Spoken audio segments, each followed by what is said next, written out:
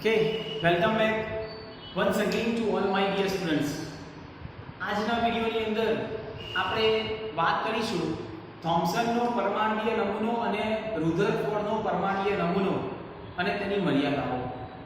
ગઈકાલે આપણે ઇલેક્ટ્રોનની શોધ કોણે કરી, કેવી રીતે થઈ, પ્રોટોનની શોધ એટલે કેથોડ રે ટ્યુબ વિશે આપણે અભ્યાસ કર્યો, કેથોડ કિરણ નળી વિશે. બરાબર. આજે चलो पहलू तो આપણે સ્ટાર્ટ કરીએ કે થોમ્સનનો પરમાણુનો નમૂનો જોઈએ. થોમ્સન નો પરમાણુનો નમૂનો. બરોબર. થોમ્સનનો પરમાણ્વીય નમૂનો. હવે શું કહ્યું થોમ્સને બેટા? તો સૌપ્રથમ જે થોમ્સને સૂચવ્યું કે ભાઈ પરમાણુ ગોળીય આકાર ધરાવે છે. બરોબર. જેની ત્રિજ્યા અહીંયા કહીએ પરમાણુ ગોળીય આકાર ધરાવે છે, જેની ત્રિજ્યા કેટલી છે? 10 ની -10 મીટર છે. ખબર પડે છે? એનો આકાર ગોળાકાર છે અને જેની ત્રિજ્યા કેટલી છે? 10 ની -10 મીટર. બરાબર. જેમાં ધન વીજભારિત એક સમાન રીતે વહેંચાયેલો છે. જેમાં ધન વીજભારિત એક સમાન રીતે વહેંચાયેલ છે. બરાબર. સમગ્ર પરમાણુની અંદર પરમાણુનો આકાર ગોળાકાર, જેમાં ધન વીજભારિત કણ એક સરખી રીતે વહેંચાયેલો છે અને ઇલેક્ટ્રોન તેમાં એવી રીતે સમાયેલો છે કે જેથી સૌથી સ્થાયી સ્થિર વિદ્યુતીય સ્થિતિ પ્રાપ્ત થાય. ઇલેક્ટ્રોન તેમાં એવી રીતે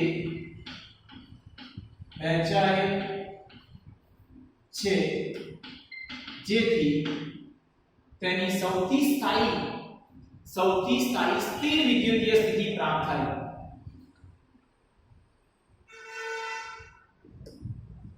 તેની સૌથી સ્થાયી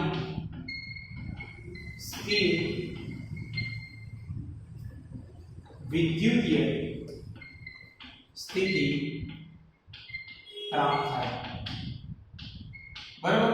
એટલે ઇલેક્ટ્રોનની ગોઠવણી એવી રીતે કરવામાં આવેલી હોય છે. આ નમૂનાને કેવી રીતે સરખાવ્યો? તો તમને કદાચ ખબર હશે કે પ્લમપુડી, રાજનની પૂડી અને તરબૂચ. બરાબર. અહીંયા લખીએ એક્ઝામ્પલ. કોની જોડે સરખાવ્યો? તો પ્લમપુડી, રાજનની પૂડી અને તરબૂચ સાથે સરખાવવામાં આવે છે.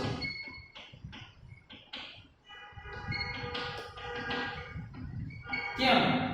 કે તમને કદાચ ખબર હોય કે કોઈ ખીર હોય એની અંદર જ્યારે ડ્રાય ફ્રૂટ્સ નાખેલા હોય ને તો સમગ્ર ખીરની અંદર એક સરખી રીતે વહેંચેલા હોય.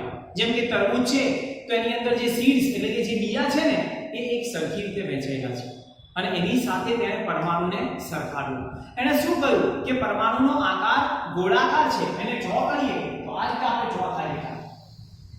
આ પરમાણુનો ગોળાકાર, બરોબર છે, જેને આપણે કહીએ ધન ગોળો અને આપણે કહેવાય ધન ગોળો.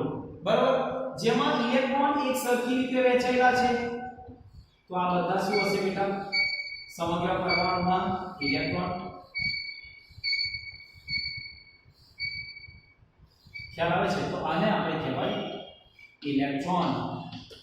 એટલે આવું કોણે કહ્યું બેટા?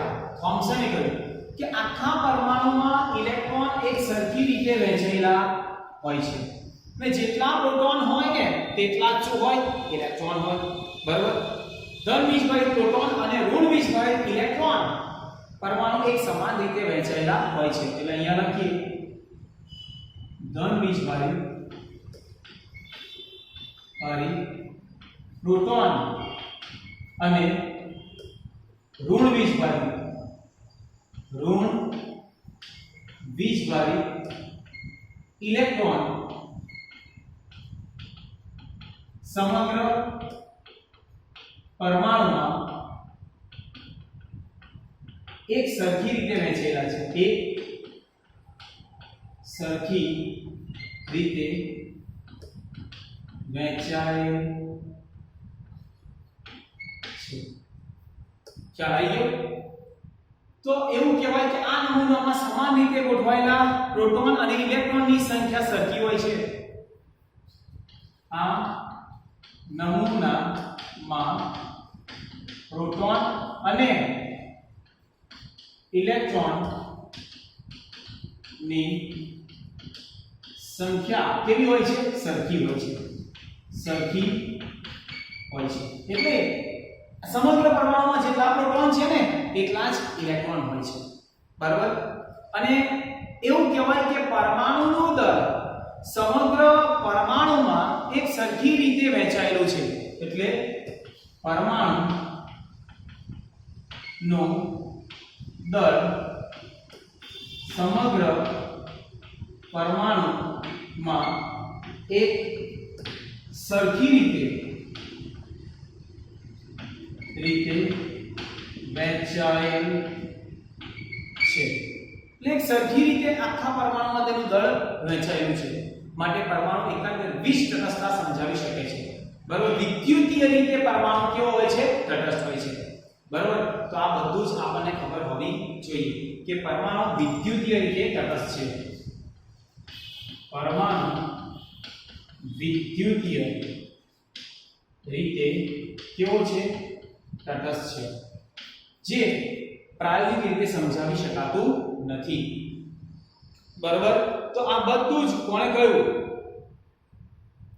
અને આપણે એવું કહીએ કે વાયુની વીજ વાહકતા માટે તેના આપણે થોમ્સનને એક પદાર્થ વિજ્ઞાન દ્વારા પારિતોષિક એનાયત કરવામાં આવ્યું હતું। તો અહીંયા લખીએ પદાર્થ વિજ્ઞાન દ્વારા થોમ્સનને શું કે પારિતોષિક, નોબેલ પારિતોષિક આપવામાં આવ્યું। નોબેલ પારિતોષિક આપવામાં આવ્યું, બરાબર? તેને નોબેલ પારિતોષિક એનાયત કરવામાં આવ્યું કે જે આને અભ્યાસ કર્યો। પહેલા થોમ્સને કહ્યું કે પરમાણુનો આકાર ગોળાકાર છે, સમગ્ર પરમાણુમાં એક સરખી રીતે પ્રોટોન અને ઇલેક્ટ્રોન વહેંચેલા છે, પ્રોટોન ધન વીજભાર, ઇલેક્ટ્રોન ઋણ વીજભાર ધરાવે છે। પરમાણુની ત્રિજ્યા કેટલી છે? તો કહ્યું કે 10 ની -10 મીટર, બરાબર? આવું કોણ કહે છે? તો થોમ્સન। અને જેટલા પ્રોટોન હોય છે એટલા જ ઇલેક્ટ્રોન, સ્થિર વિદ્યુતીય આકર્ષણ હોય છે, બરાબર? તો આ બધું જ અને આખા પરમાણુનું દળ સમગ્ર પરમાણુમાં વહેંચાયેલું હોય છે, આવું કોણ કહે છે? તો જે થોમ્સન। તો આ હતો થોમ્સનનો પરમાણુય નમૂનો, જેમાં થોમ્સને એવું કહ્યું કે પરમાણુનો આકાર ગોળાકાર છે, બરાબર? ચલો એક વખત નોટ ડાઉન કરી લો। ત્યારબાદ આપણે એવું કહીએ કે થોમ્સનની મર્યાદા એવી છે કે આલ્ફા કણ પ્રક્રિયાનો પ્રયોગ સમજાવી શકતો નથી, બરાબર? ચલો આ જોઈ લો પહેલા।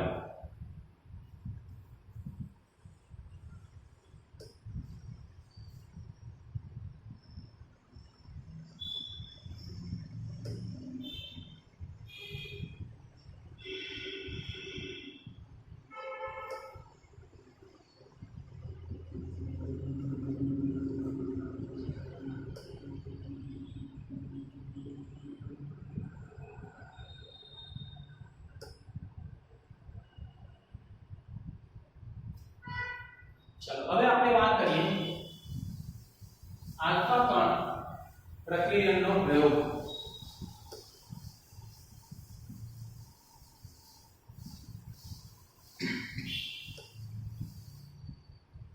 ધ્યાન આપજો, આલ્ફા કણ પ્રક્રિયનનો પ્રયોગ, આલ્ફા કણ પ્રક્રિયનનો પ્રયોગ અને રુધરફોર્ડનો પરમાણુય નમૂનો, રુધરફોર્ડનો પરમાણુય નમૂનો, બરાબર? ચલો હવે જોઈએ આપણે પહેલું તો આલ્ફા કણ રુધરફોર્ડ અને એના એવું કહ્યું કે પરમાણુ નમૂના કેન્દ્રીય નમૂનો તરીકે ઓળખવામાં આવે છે. પરમાણુના કેન્દ્રીય નમૂના તરીકે ઓળખવામાં આવે છે. પરમાણુના કેન્દ્રીય નમૂના તરીકે ઓળખવામાં આવે છે. બરાબર, પરમાણુના કેન્દ્રીય નમૂના તરીકે ઓળખવામાં આવે છે. એને શું કહ્યું બેટા કે રુધરફોર્ડ અને એના બે વિદ્યાર્થીઓ હેન્સ ગાઇગર અને અર્નેસ્ટ માર્સને સોનાના પાતળા વરખ પર આલ્ફા કણનો મારો ચલાવ્યો હતો. રુધરફોર્ડ ઓડે સોનાના પાતળા વરખ ઉપર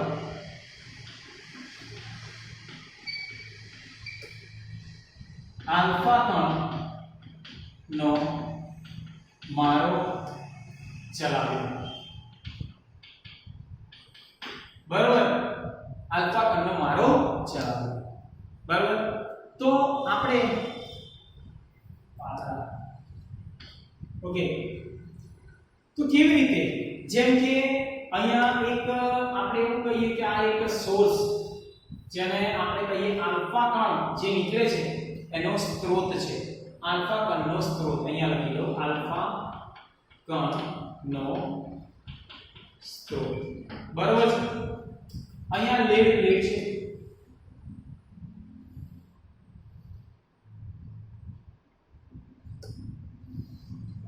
વચ્ચે હોલ છે અને આ એક સોનાનું વરખ છે બેટા. શું છે બેટા? સોનાનું વરખ. એની આજુબાજુ એક પ્રસ્ફુરણ પડદો રાખવામાં આવે છે. શું રાખવામાં આવ્યું? પ્રસ્ફુરણ પડદો.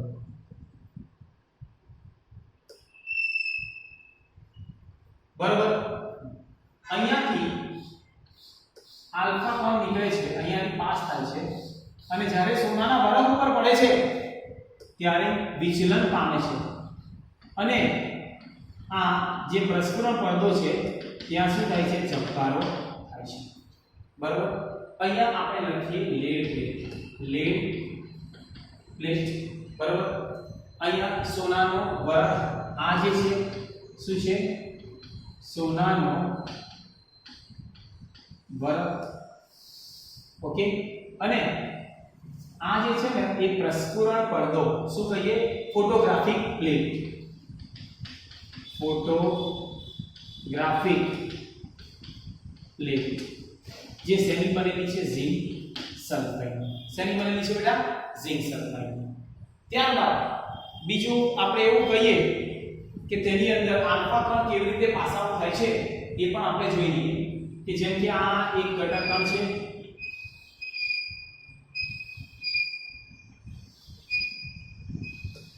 બરોબર, કેન્દ્ર છે. અહીંયા આલ્ફા કણનો મારો ચલાવ્યો, અહીંયાથી આપણે લખીએ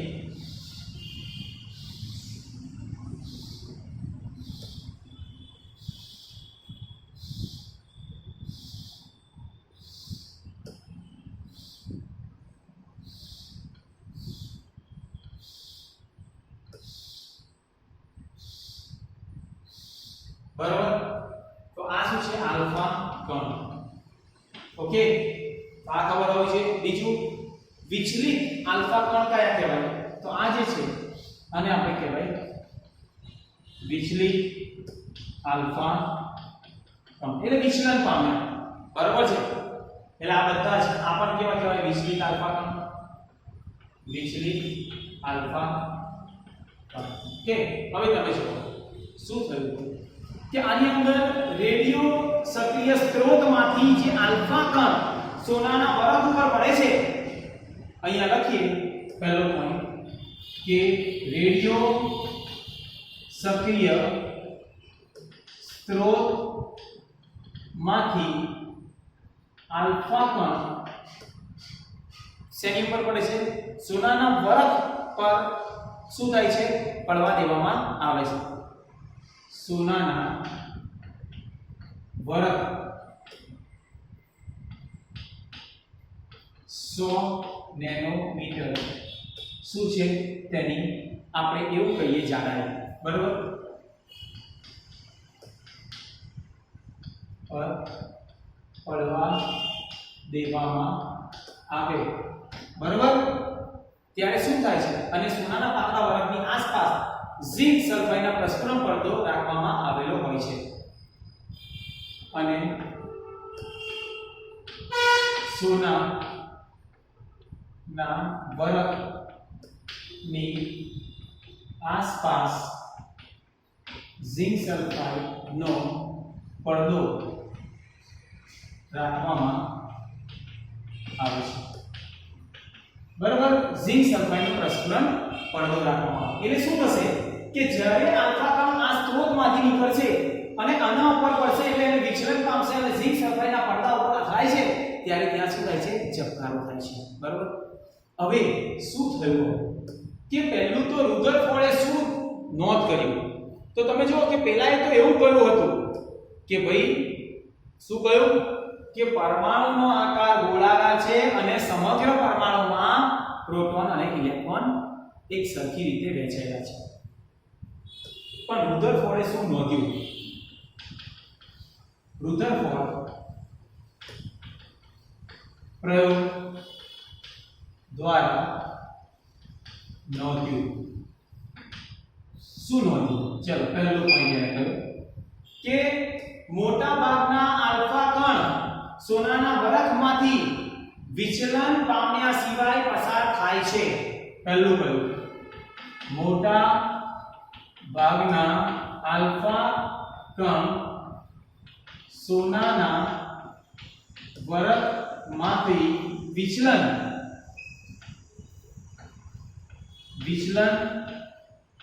પામ્યા સિવાય પસાર થાય છે, પસાર થાય, બરાબર. એટલે એનો મતલબ એવો થાય મોટા ભાગના આલ્ફા કણ જો થોમ્સને જે કહ્યું હતું કે ભાઈ સમગ્ર પરમાણુમાં એક સરખી રીતે પ્રોટોન અને ઇલેક્ટ્રોન વહેંચાયેલો હતો તો આલ્ફા કણનું વિચલન થતું હોત વધારે, પણ આ તો બહુ ઓછા થયા, સીધા પાસ આઉટ થઈ ગયા. બીજું કહ્યું કે આલ્ફા કણ પૈકી ખૂબ જ ઓછા કણનું કોણીય વિચલન થાય છે, આલ્ફા કણ પૈકી ખૂબ જ ઓછા કણનું કોણીય વિચલન થાય છે, બરાબર. એટલે બહુ ઓછા કણનું કોણીય વિચલન થાય અને ખૂબ જ ઓછા આલ્ફા કણો અથડાઈને પાછા ફરે છે. ત્રીજું ખૂબ જ ઓછા આલ્ફા કણો એટલે 20,000 માંથી 1 અથડાઈને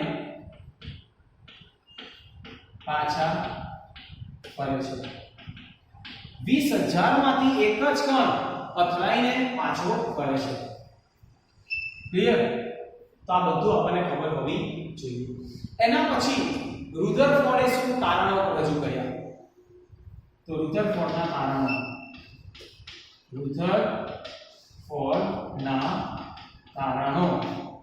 ચલો, રુધરફોર્ડનું પહેલું તારણ એવું હતું કે વરખમાં મોટામાં મોટો ભાગ કણ પસાર થઈ જતા હોવાથી પરમાણુનો મોટો ભાગનો વિસ્તાર ખાલી હોવો જોઈએ. એટલે એણે એવું કહ્યું કે પરમાણુમાં મોટા ભાગનો વિસ્તાર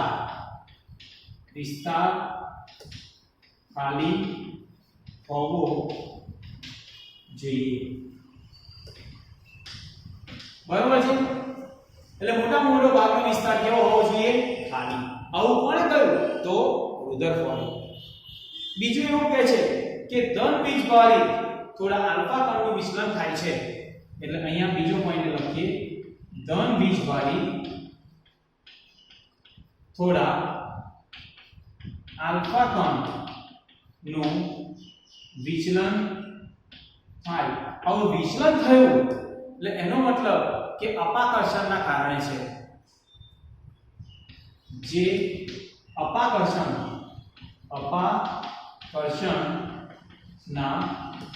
કારણે છે. અપાકર્ષણના લીધે તેમાં વિચલન થાય છે અને પરમાણુ અહીંયા આપણે એવું કે પરમાણુનો ધન વીજભાર જે છે ને તે ખૂબ જ નાના વિસ્તારમાં સંકેન્દ્રિત થયો છે. અહીંયા લખીએ પરમાણુનો ધન વીજભાર ખૂબ જ નાના વિસ્તારમાં સંકેન્દ્રિત થયેલ છે. જેને શું કહીએ છીએ તો જેને પરમાણુનું કેન્દ્ર કહે છે. જેને પરમાણુ કેન્દ્ર કહે છે. નંબર શું કહીશું બેટા તેને પરમાણુનું કેન્દ્ર. ત્રીજો પોઈન્ટ આપણે એવું કહીએ કે પરમાણુના કુલ કદની સરખામણીમાં એવું કહેવાય કે પરમાણુના કેન્દ્રનું કદ અવગણી શકાય. અહીંયા લખું કે પરમાણુના કુલ કદની સરખામણીમાં પરમાણુના કેન્દ્રનું કદ અવગણી શકાય એટલે ન ગણ્યા બરાબર. જેમ કે પરમાણુની ત્રિજ્યા કેવી છે 10 ની -10 મીટર, જ્યારે કેન્દ્રની ત્રિજ્યા કેવી છે 10 ની -15 મીટર. હા આપણને ખબર હોવી જોઈએ કે પરમાણુની ત્રિજ્યા કેટલી છે 10 ની -10 અને પરમાણુના કેન્દ્રની ત્રિજ્યા 10 ની -15 એટલે કેન્દ્રનું કદ અવગણી શકીએ ન ગણ્યા બરાબર છે. આવું પડે તો રુધરફોર્ડ અને રુધરફોર્ડે પછી પોતાનો પરમાણુકીય નમૂનો રજૂ કર્યો. ચલો જોઈએ શું પરમાણુકીય નમૂનામાં કહે છે રુધરફોર્ડનો પરમાણુકીય નમૂનો. ક્લિયર થઈ ગયું બધું? હવે જોઈએ કે રુધરફોર્ડનો પરમાણુકીય નમૂનો. ધ્યાન આપજો. નેક્સ્ટ રુધરફોર્ડનો પરમાણુકીય નમૂનો. શું કહ્યું બેટા તમે કે રુધરફોર્ડ એવું કહે છે કે ધન વીજભાર અને પરમાણુના કેન્દ્ર મોટા ભાગનું દળ અતિશય નાના વિસ્તારમાં સંકેન્દ્રિત થયેલું છે. ધન વીજભાર અને બીજું આપણે એવું કહીએ કે પરમાણુનું મોટા ભાગનું દળ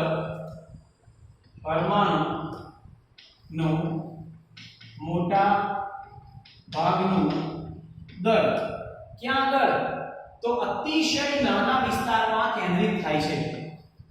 અતિશય નાના વિસ્તારમાં કેન્દ્રિત થાય છે. એકદમ નાના વિસ્તારમાં કેન્દ્રિત થાય. આ ખૂબ જ નાના વિસ્તારને કેન્દ્ર કહે છે. આ વિસ્તારને શું કહ્યું? કેન્દ્ર કહે છે. શું કહીએ છીએ બેટા? કેન્દ્ર, જેને ન્યુક્લિયસ કહેવાય. એના પછી બીજો પોઈન્ટ પહેલા એવો કયો કે કેન્દ્રની આસપાસ ઇલેક્ટ્રોન ખૂબ જ ઝડપથી તે વર્તુળાકાર પથ ઉપર ગતિ કરે છે, જેને કક્ષા કહે છે. તો કેન્દ્રની આસપાસ આપણે એવું કહીએ ઇલેક્ટ્રોન ખૂબ જ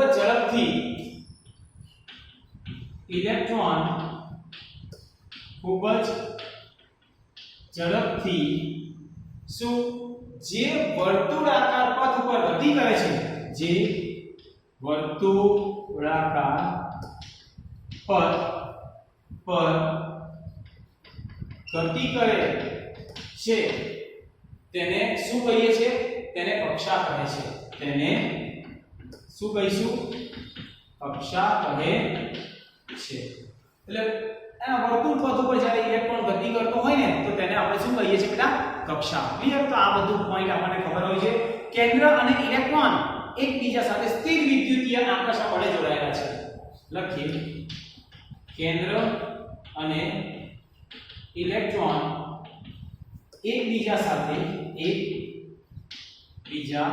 સાથે સ્થિર વિદ્યુતીય આકર્ષણ થી જોડાયેલ છે. બરાબર. ચલો તો આ બધું જ આપણને ખબર હોવી જોઈએ કે જ્યારે આલ્ફા કણનો મારો ચલાવ્યો તો રુધરફોર્ડે આ નોંધ્યું, આ તારણો કાઢ્યા અને ત્યારબાદ તેને પોતાનો પરમાણુય નમૂનો રજૂ કર્યો. બરાબર.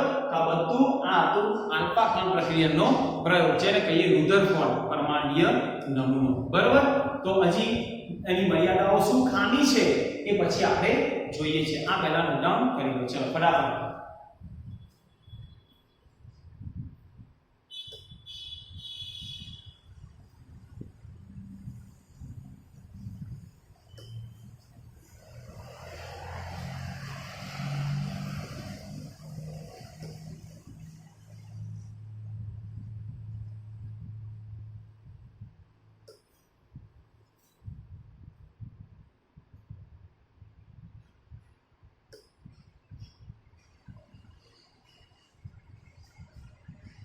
ઓકે.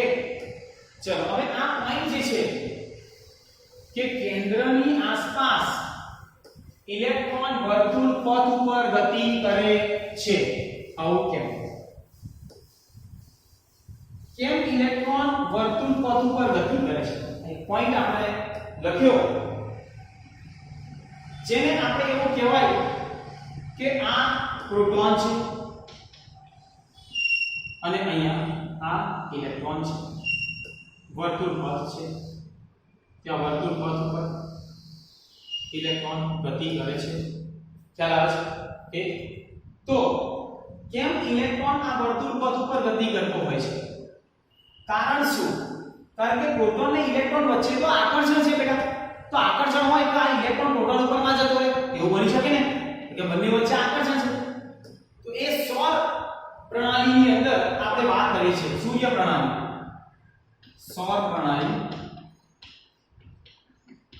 સૂર્ય પ્રણાલી કહીએ તો પણ ચાલે, સોલાર સિસ્ટમ, જેમાં આપણને બધાને ખબર છે કે આ દાખલા તરીકે એવું કહીએ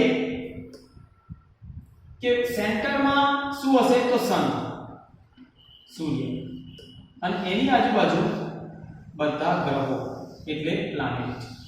શું હશે? ગ્રહો. બરાબર.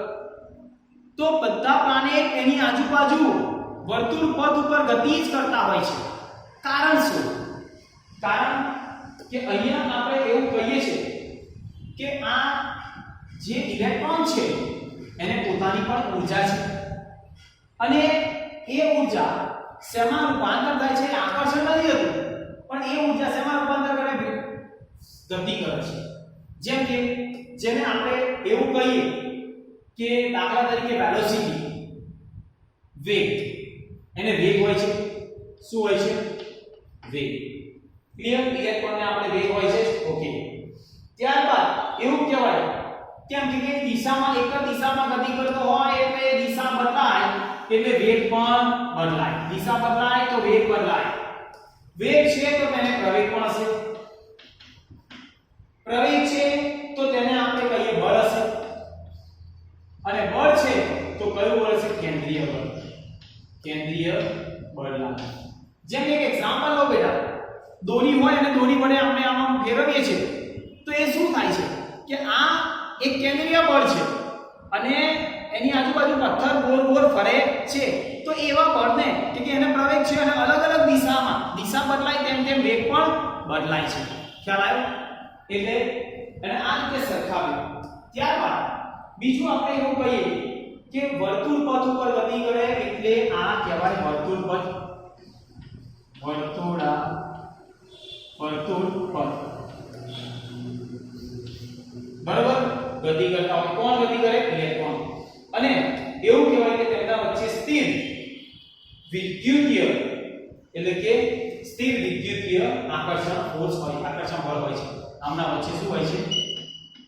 સ્થિર વિદ્યુતીય આકર્ષણ. શું હોય છે બેટા? સ્થિર વિદ્યુતીય આકર્ષણ. કોના વચ્ચે? ઇલેક્ટ્રોન અને કેન્દ્ર એટલે કે પ્રોટોન વચ્ચે. અને અહીંયા એવું કહેવાય કેન્દ્રીય બળ અને સ્થિર વિદ્યુતીય આકર્ષણ બળ પણ સરખું હોય છે. એટલે કેન્દ્રીય બળ અહીંયા કેન્દ્રીય બળ અને બરાબર સ્થિર વિદ્યુતીય બળ પણ કેવું હોય છે? સમાન. બરાબર? એટલે આ પોઈન્ટ આપણને ખબર હોવી જોઈએ. શું સમજાવી શકતો નથી?